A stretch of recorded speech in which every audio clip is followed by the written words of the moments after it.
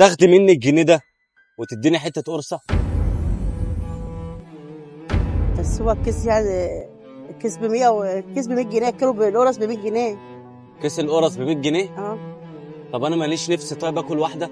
انا في الشغل جنبك هنا ما اكلتش من الصبح والله يا حاجه. ماشي يا حبيبي عادي. ممكن بس تاخدي الجنيه ده لا كده خلي ثانيه؟ لا خلي الجنيه.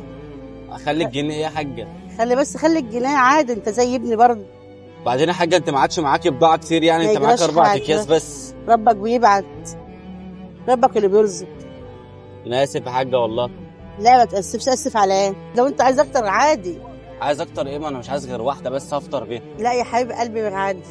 خد ما أنا عايز واحدة انت بس. بس خلي الفلوس، خلي الفلوس وانا باجي هنا. طب خد الجنيه ده كده يا حاجه. خليه معاه.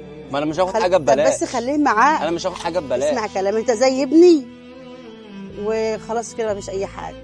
وانا بقعد هنا على طول، بتعالى كل مره تعالى. طب انا شغال جنبك هنا، طيب اول ما بكام دول؟ ولا بحاجه. بكام دول والله؟ بحقيقي والله بحاجه. بكام؟ ولا بحاجه والله.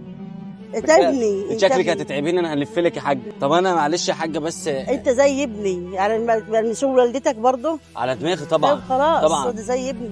طب بص يا حاجه، في واحد بتاخد من ابنها حاجه. طب بص يا حاجه، انا معايا جنيه انا وانت اديتيني 2، خد ال 2 جنيه لا دول. خلاص يابا خلاص يا حاجه لا خدهم مش اهو. هينفع. ليه كده؟ مش هينفع، ما فيش ام بتاخد من ابنها حاجه.